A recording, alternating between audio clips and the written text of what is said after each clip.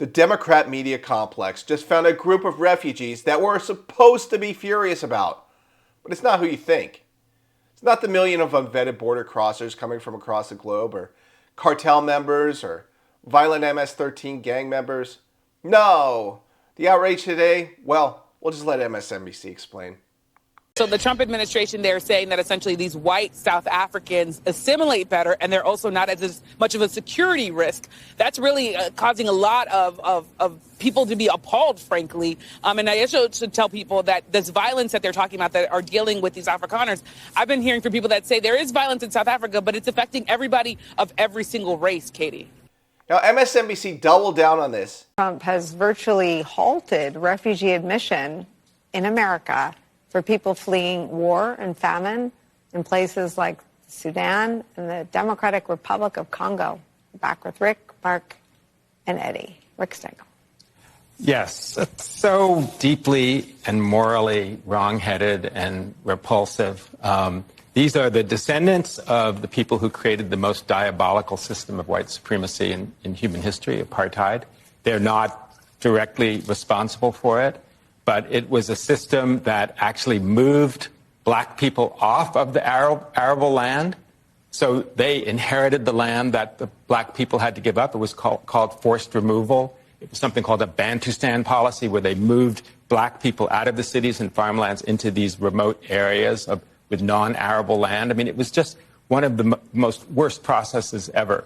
But what has happened in this strange, bizarre world we're living in is that the Afrikaners have become the darling of these right-wing, white supremacist movements around the world. That it's like the lost cause for them. It's like the old Confederacy. They're held up as these white Christians who are being dispossessed of their land. It's like this is a modern replacement theory in a country where, by the way, white people make up 7% of the population and own 78% of the farmland. So it's actually, there's no injustice here.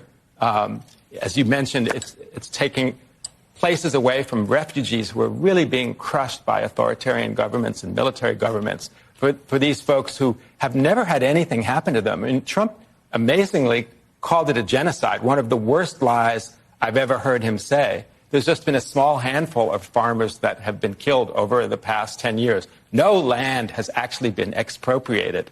So it's just a farce and a sham and a moral ugliness. You know, I think it's important for us to understand that the Trump administration is a lot of things, but one thing it certainly is a white nationalist project. And oftentimes we don't want to describe it as such. I'm not reducing it to it, because there's greed, there's graft, there's all sorts of things happening around it. But we need to understand the way in which great replacement theory is driving this.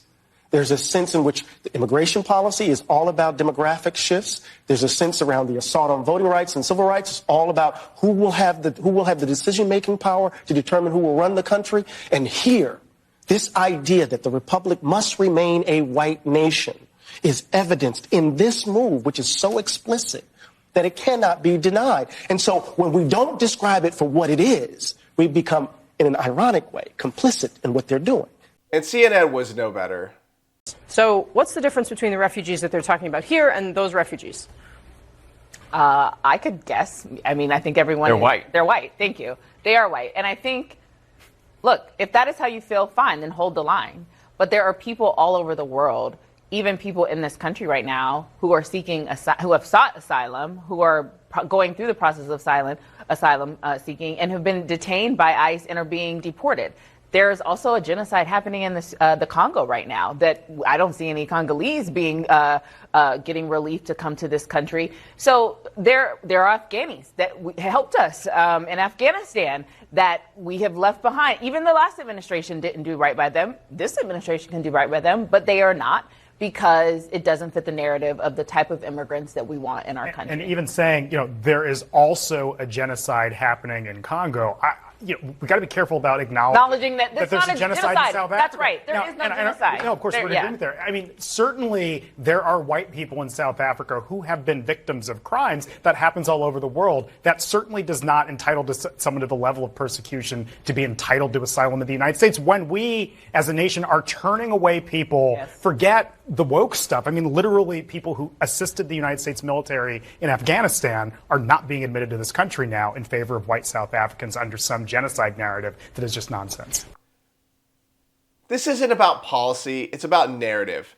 The media isn't upset about immigration. They're upset Trump is doing it legally, responsibly, and with people who don't fit their preferred narrative. More on this to come, but for now, just remember, when MSNBC gets mad about legal refugees, it tells you everything you need to know. This has been Kyle Becker with Explain America.